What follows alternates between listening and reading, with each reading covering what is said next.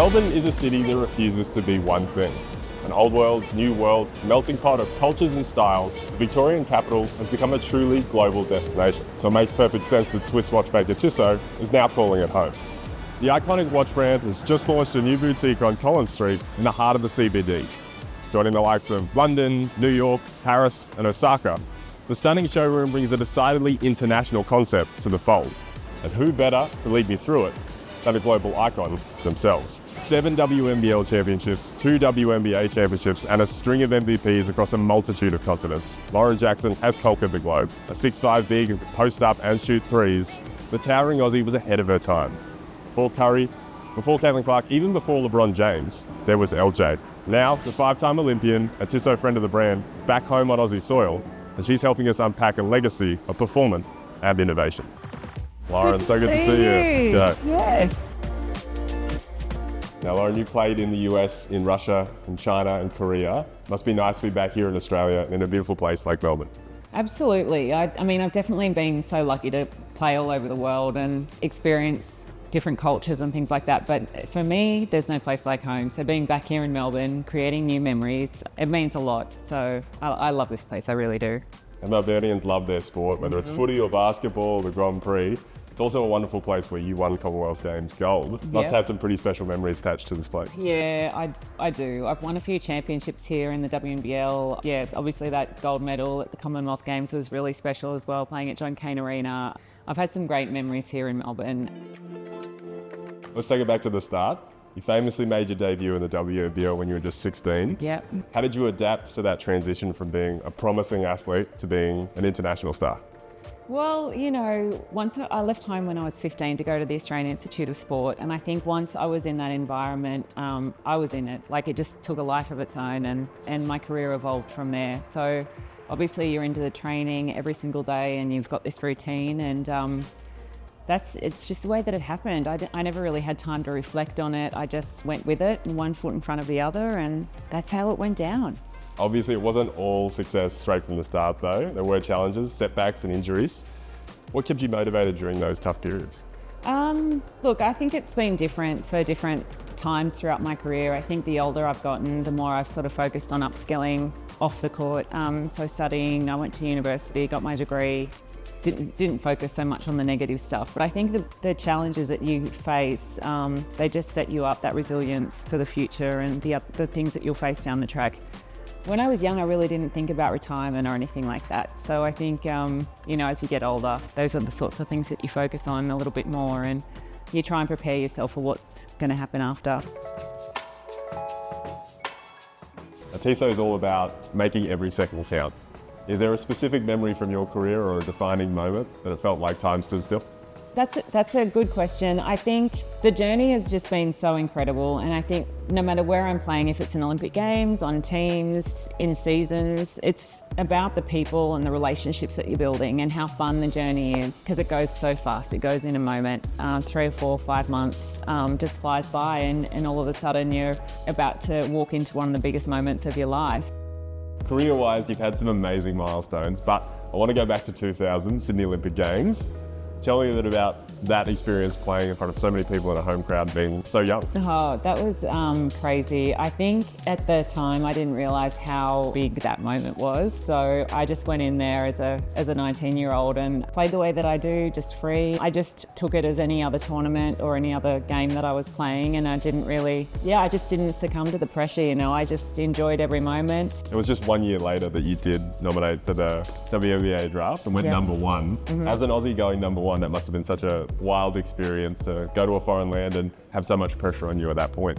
Totally wild. I remember flying over to New York for the draft with my mum. We were picked up in a limousine and they asked us what we wanted to eat, and I said McDonald's. It was wild, and like I said before, it's one of those things where once you're in it, you're in it. You don't have time to really reflect on it, and it goes like that. The whole thing went like that.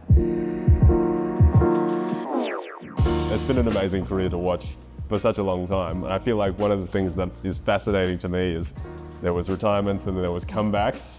And I want to talk a little bit about one comeback more recently. Yeah. Stepping back onto the court after a few years away in 2022. Yeah. What led to that moment? In 2016, I had to call it quits. I had a half knee replacement on my knee, and so I got back into, you know, work life. I had a couple of kids. I guess after a few years I thought, no, it's time to sort of get back in the gym and try and lose a bit of weight. And that turned into the coach of the NBL 1 team in Albury saw me sort of shooting around one day, and he was like, oh, would you think about playing NBL 1? And in the back of my mind I was like, I would, but there's no way it'll ever happen. My knee won't hold up. And anyway, I thought, yep, okay, I'll sign, they'll get more memberships. I started playing again, and within, I think, about 8 games, I got a call from the national team coach just saying, would you like to get back into the Australian team? I knew that I had to get as strong as I possibly could get to have that opportunity to play again. And then once I sort of got back to that level, then I was in with the chance. I did what I had to do to keep my body right, and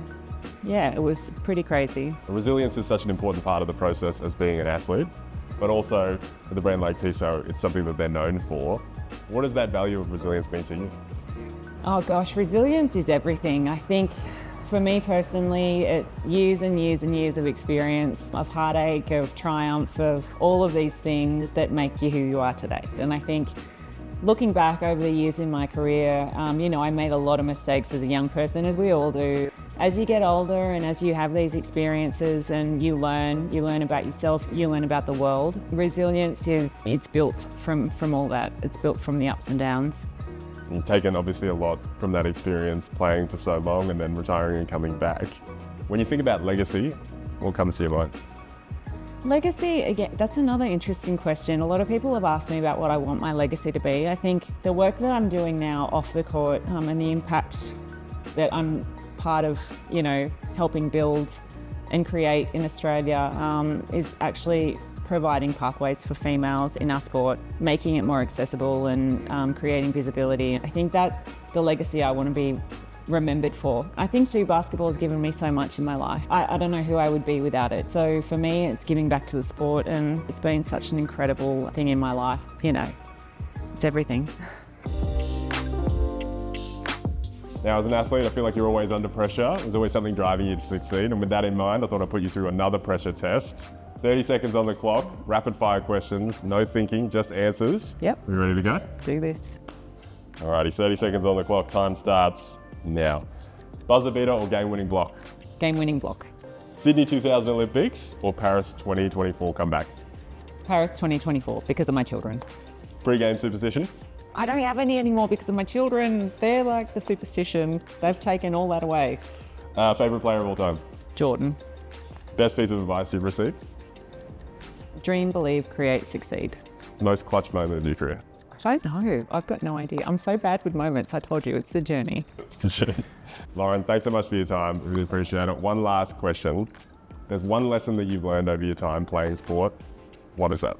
To really embrace each moment. I think that would be it. I think we're so stuck on focusing on what's going to happen next instead of really enjoying the moments that we're in and living them to the fullest. I think that's probably the one thing that, for me, I probably would have changed if I could.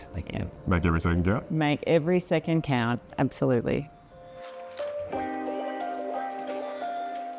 More than 2 decades after she first broke out, Lauren Jackson is living proof that legend status doesn't fade. Yeah, the game may have changed, but she remains one of Australia's most important cultural icons. And now, you can add another to the list. With the opening of the Collins Street boutique, Tissot is entering a bold new era. The Swiss watchmaker has built a reputation on reliable, hard-working timepieces that more than stand up to pressure.